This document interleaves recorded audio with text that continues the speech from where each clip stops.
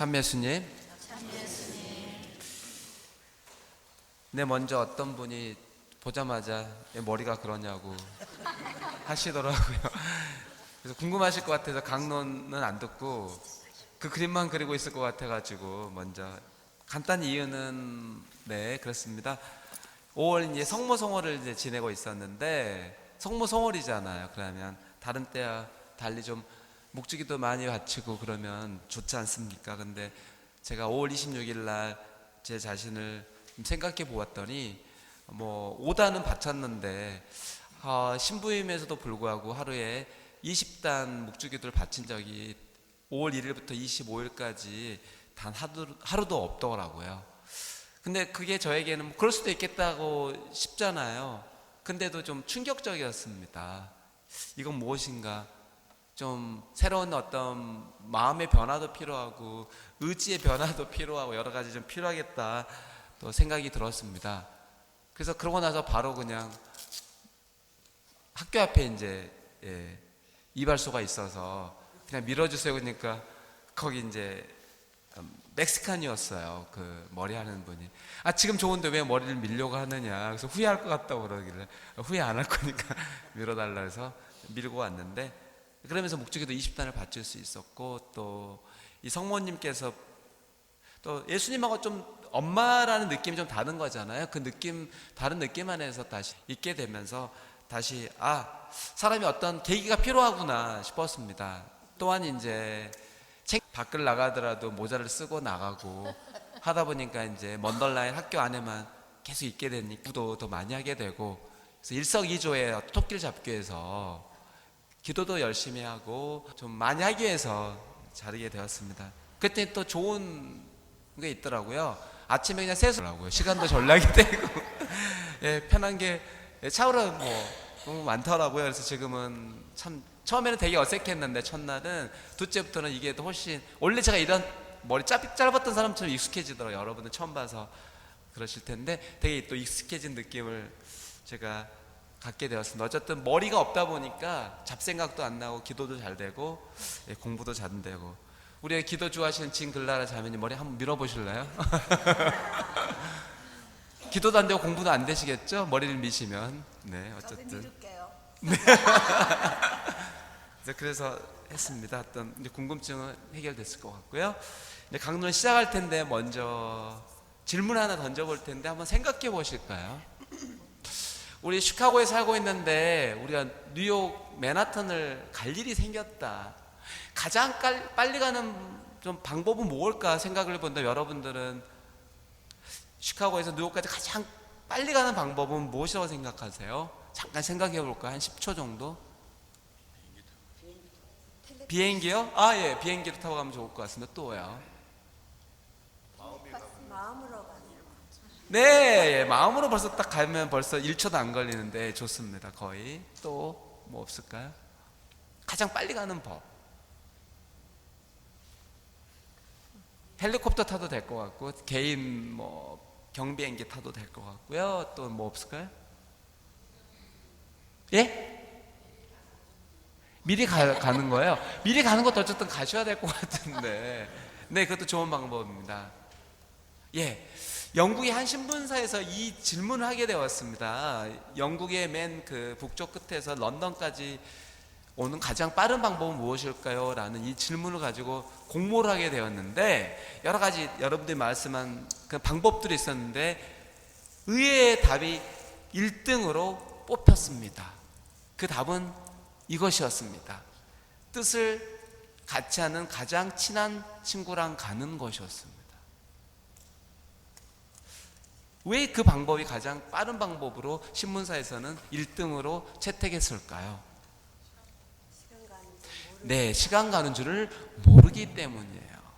예, 10시간을 가든 20시간을 가든 30시간을 가든 나랑 뜻이 맞는 사람, 정말 친한 사람, 좋은 사람하고 같이 가면 시간 가는 줄을 전혀 못 느낀다는 것입니다. 오히려 어떤 생각이 들어요?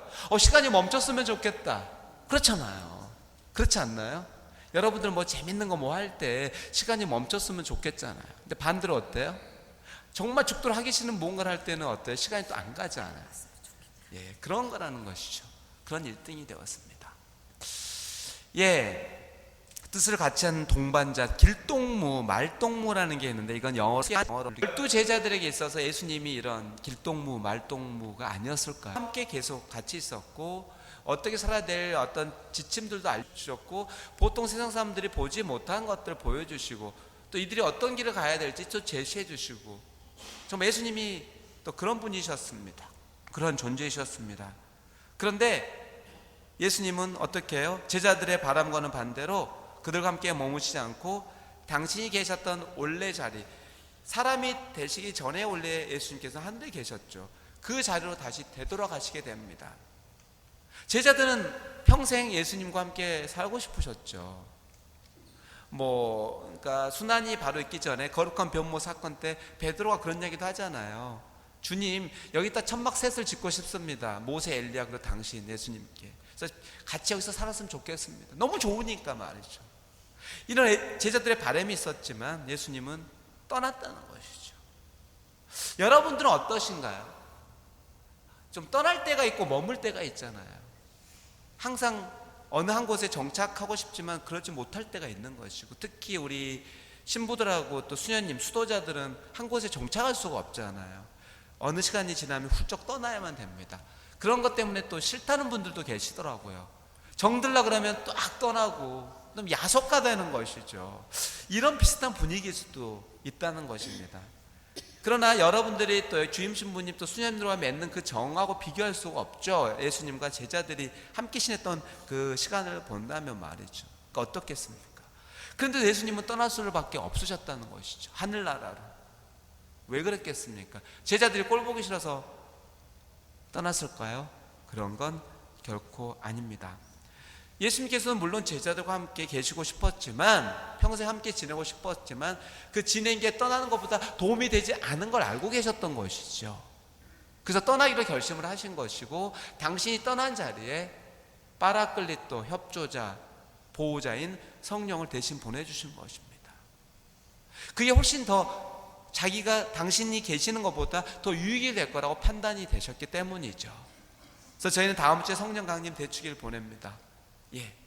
예수님이 떠난 자리를 메꿔주신 그분, 또 그분이 지금까지 우리 예수님 떠나신 후 2000년 동안 계속 교회를 이끌고 오시고 우리를 이끌고 계시지 않습니까? 그런 부분들도 생각해 보았으면 좋겠습니다.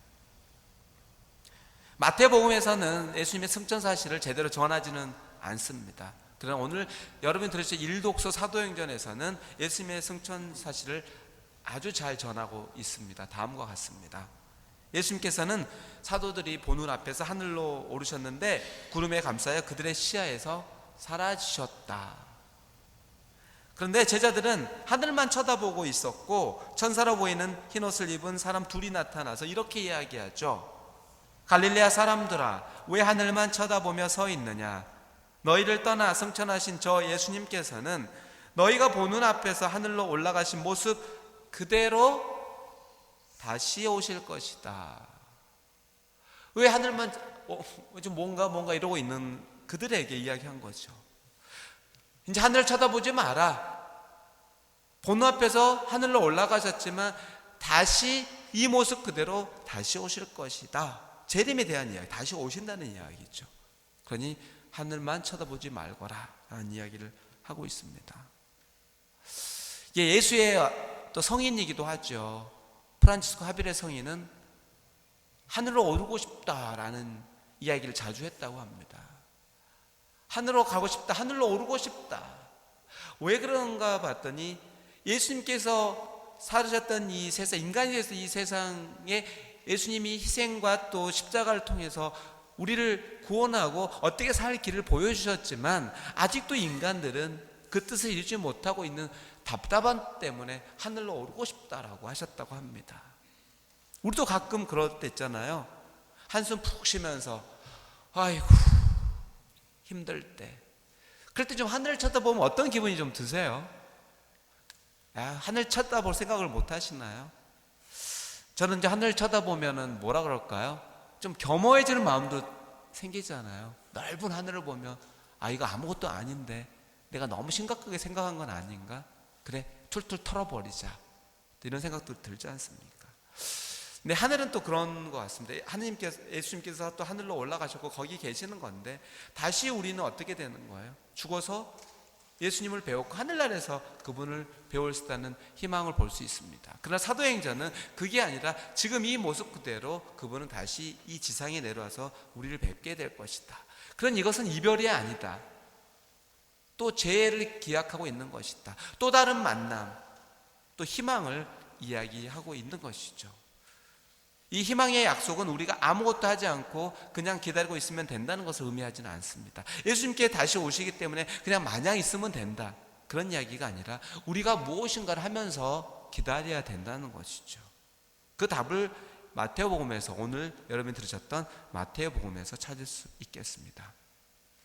예수님께서는 우리들 모두에게, 제자들에게 아버지와 아들과 성령의 이름으로 세례를 주고 내가 너희에게 명령한 모든 것을 가르쳐 지키게 하여라, 이렇게 말씀하셨죠. 내가 3년 동안 너희에게 명령한 게 있고 또 가르친 게 있다. 그것을 너희는 다른 민족 모든 사람들에게 가서 가르치고 내가 알려줬던 그 말씀, 행적들을 지키도록 가르쳐라, 지키게 하여라라는 것이 예수님의 사명이었습니다. 우리에게 내려주신 사명이었습니다. 사실 예수님의 승천 사실은 부활의 사건과 아주 긴밀히 연결되어 있습니다. 승천하시오, 우리와 결별하신 것이 아니라 예수님께서는 승천하셨지만 언제나 우리 함께 계십니다. 말도 안 된다고요? 아니, 눈에 지금 보이지 않는데 어떻게 늘 함께 계세요? 우리가 바라는, 우리가 생각하는 육신의 모습 우리 함께 계시지는 않는다는 것입니다. 어떤 방법으로 예수님 우리 함께 계시죠? 여러분 이미 알고 계시잖아. 이 미사에서 어떤 빵의 모습으로도 계신 것이고, 여러분들 기도할 때 예수님 이름 부르시잖아요. 그런 이름으로도 있는 것입니다. 자, 여기서는 부모님이 고인이 되신 분들 많이 계시겠네, 그죠? 어머니 아버지 생각하시면 어떤 생각? 돌아가시고 나니까 없다, 여기는 없다, 나는 모른다라는 것하고는 좀 다를 수 있습니다.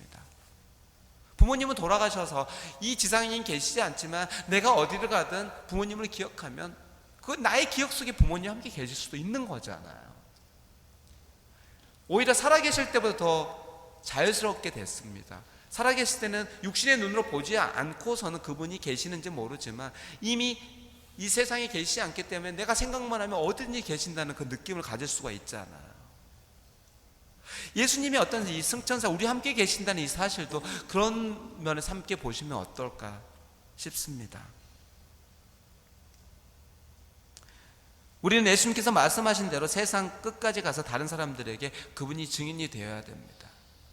예수님은 이런 분이셨습니다라고 증인이 되어야 되는데 무엇을 증언해야 하는가? 부활 사건을 증언해야 되는 것이죠. 예수님이 부활하셔서 이런 가르침 우리에게 주었습니다.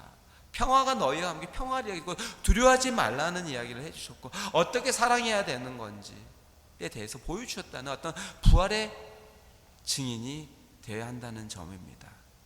이 사실이 바로 오늘 우리가 이 주님 승천 축일에 받아야 될 교회의 핵심 골자 메시지가 되겠습니다. 또한 우리는 예수님께서 보여주셨던 삶과 가르침을 지키고 남들에게 가르쳐야 되겠습니다. 좀 전에 말씀하셨다시피 예수님의 마지막 사명이었습니다. 우리에게 주신 마태복음 오늘 끝자락의 이야기를 우리는 들었거든요. 여기서 마태복음 끝나는 거니까 가장 마지막 장면에 중요한 이야기를 하시게 되잖아요. 그래서 우리는 이렇게 살아야 되겠습니다. 우리가 이런 삶을 살아낼 수 있을 때 비로소 부활하신 예수님도, 승천하신 예수님도 늘 우리 곁에 머무르실 수 있다는 점 마음에 새기셨으면 좋겠습니다. 잠시 묵상하시겠습니다.